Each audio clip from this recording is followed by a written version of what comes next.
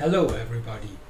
This is lesson 15 of the lecture International Economics. I will discuss slides 51 to 65 of chapter 2 Economic Growth in Open Economies. In this lesson we will draw some policy conclusions from the open economy version of the Solo-Swan model that we have discussed in our last lesson. As the analysis has revealed, in order to keep a high domestic capital stock and thus a high GDP level in case of an open economy, savers must be able to receive a high interest rate for their money in the domestic economy. Consequently, there must be sufficient investment opportunities with high yields in the domestic economy. Only in this case, the savings demand for credits is high enough to prevent capital exports. The domestic investment demand curve must therefore lie on a relatively high level. How can this be done? Let's turn to the graphic analysis of the capital market.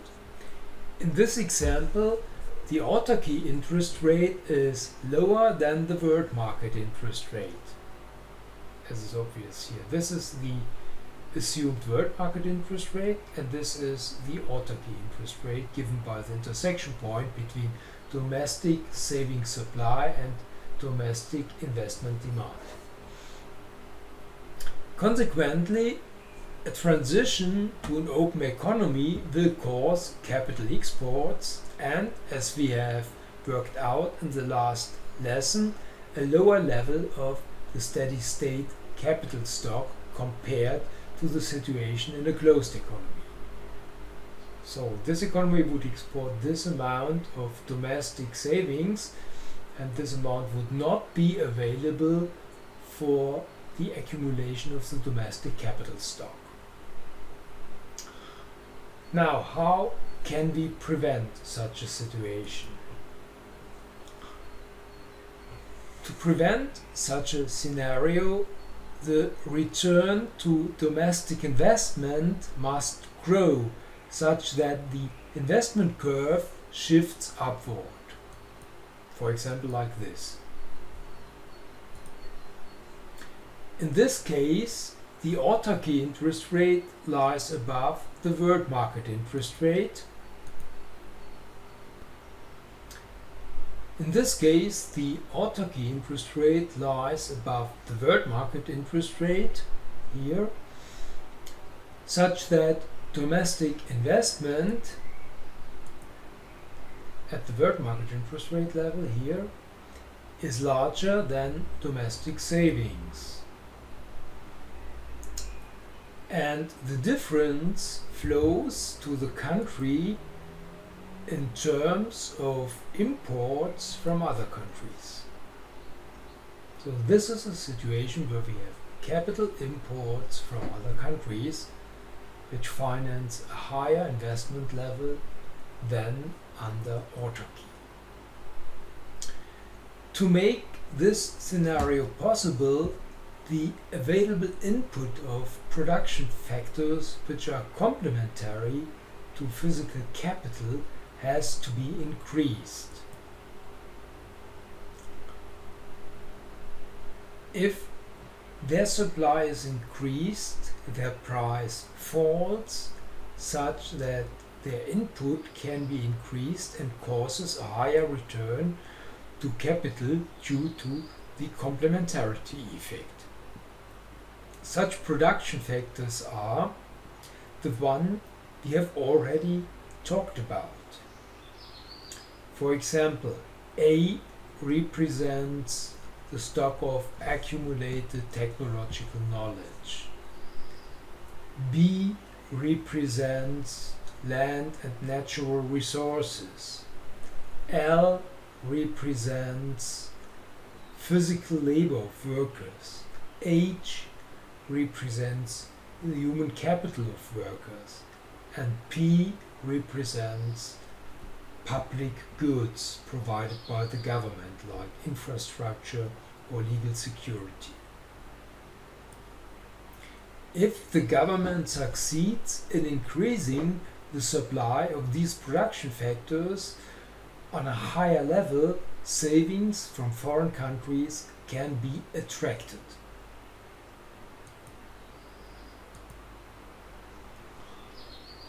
If, however, less investment opportunities with high returns are available in the domestic economy, savers place their money abroad in foreign countries, where they receive higher returns. In this case, the domestic investment demand curve shifts more and more downward. This results then in capital exports, as the next chart shows. If the climate for investment worsens, starting with this initial situation, because the government is not able to keep the supply with complementary production factors on a high level, the investment curve shifts downward.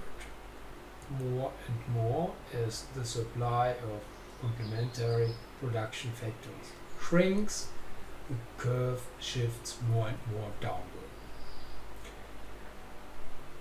As a result, domestic investment falls below domestic savings, given the world market interest rate,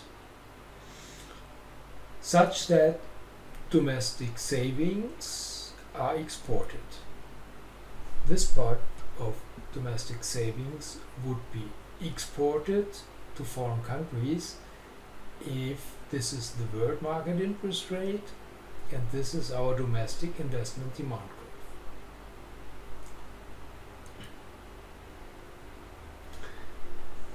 This analysis shows a country must provide investment opportunities with a high return in order to keep the domestic investment demand curve high enough.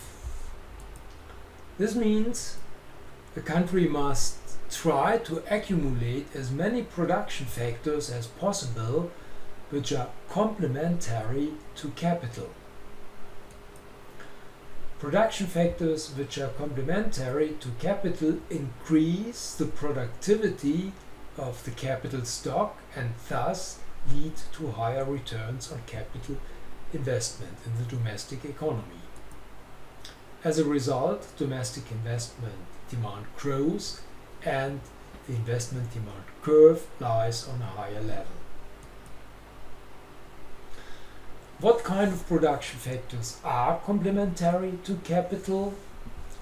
Well, complementary are production factors which supplement capital and increase thereby the productivity of capital. For example, as just mentioned, technological knowledge, human capital, physical labor, land, natural resources, and public goods like legal security, infrastructure, domestic and external security of the country. A rich supply of these complementary production factors ensures low prices for them and thus higher usage of these production factors as production inputs. This increases the return of capital so that foreign capital flows into the domestic economy and increases the capital stock.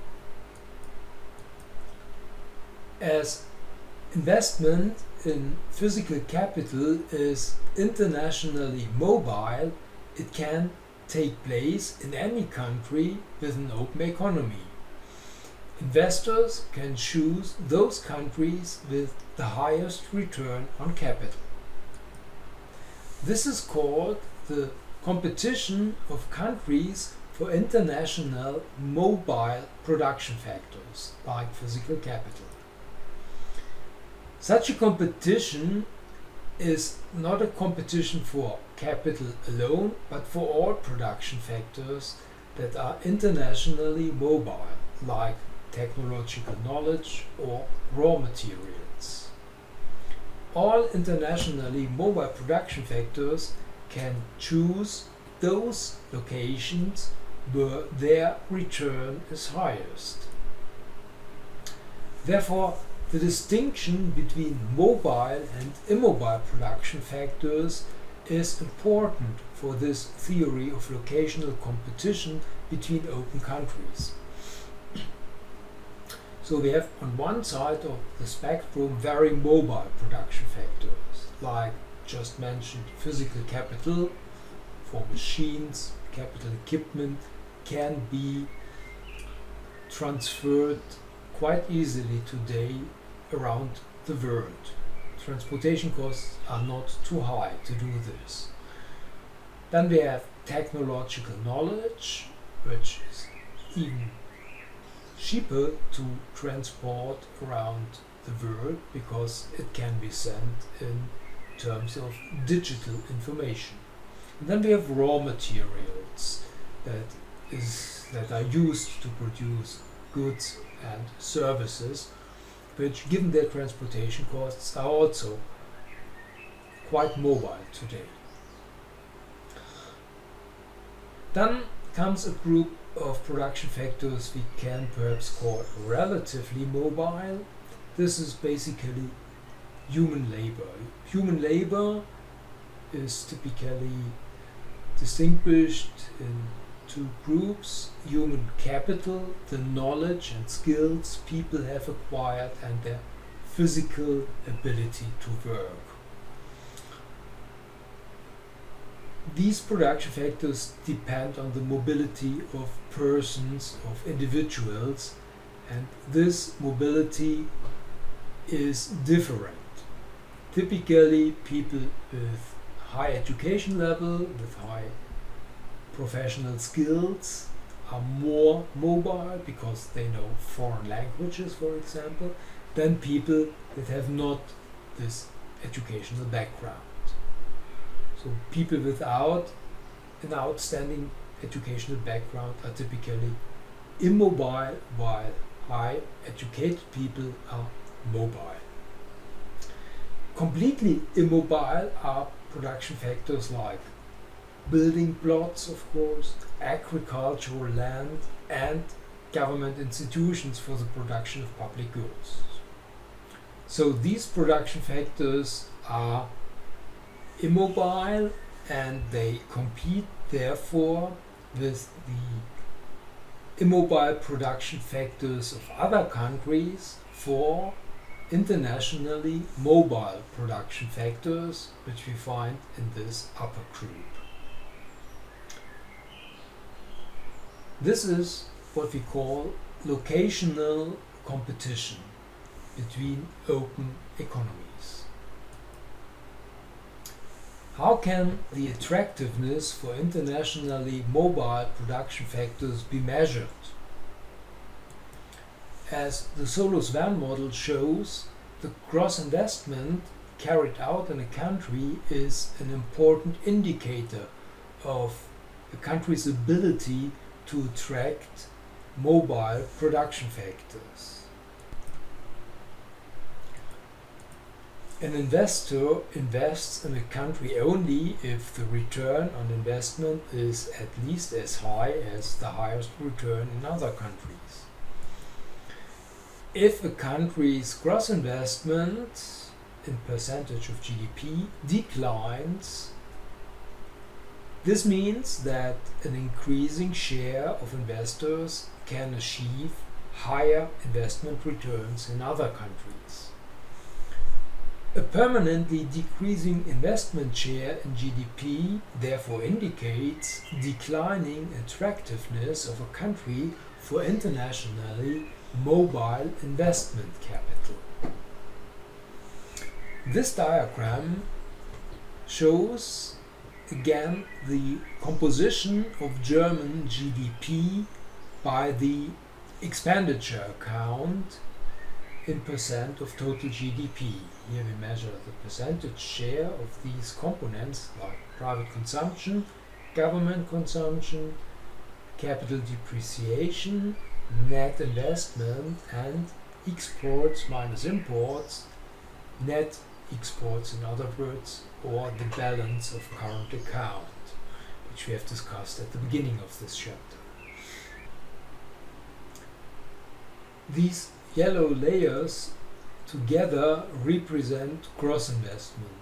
Gross investment equals capital depreciation plus net investment.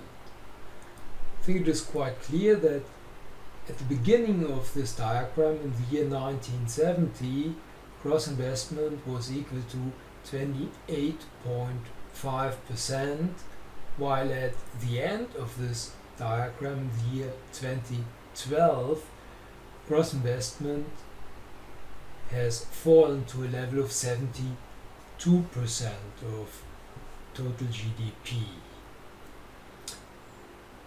This dark yellow layer shows net investment, and here the decrease is even stronger.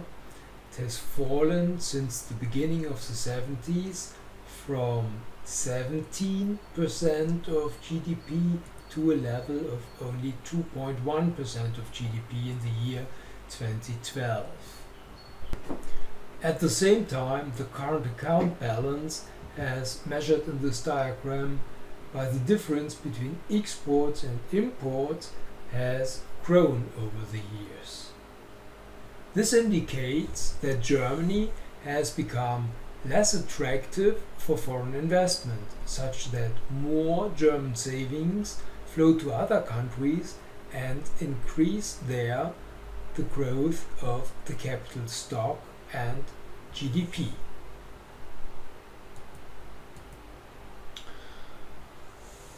So let's, at the end of this chapter, come back to the balance of payment.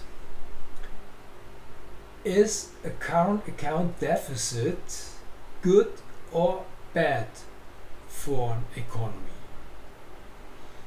Well, it's not easy to give a straightforward answer, as very often in economics it depends. It depends on the different reasons for long-run current account deficits.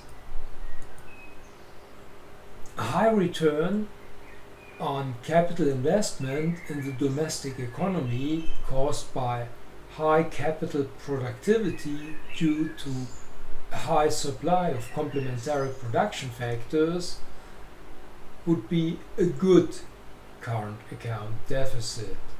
So if we have a lot of investment such that the capital balance becomes negative, such that the current account balance becomes also negative, this would be a situation where domestic investment is higher as under autarky, because we use credits from foreign countries to buy their goods to make these investments in our capital stock. So this would be good for economic growth. In this sense, it is a good current account deficit. If you do not like economic growth for whatever reasons, then you would of course argue that it is a bad current account deficit. Another reason for a current account deficit would be low preference for savings of the residential population. This would imply a high propensity for consumption, or a high preference for consumption, which causes a net demand for foreign credits to finance domestic consumption with the help of imports from other countries. So in our balance of payment equation, this would imply a low level of savings. High consumption means low level of savings, which would imply a negative, or which could imply a negative balance of the capital account, which simultaneously goes hand in hand with a negative balance in the current account. So this would mean that we have more imports as exports, and as a result we would have a deficit in the current account balance. This would be a bad current account deficit, since we run into debt, but this indebtedness, this growing indebtedness, is not used for investment purposes but for consumption purposes.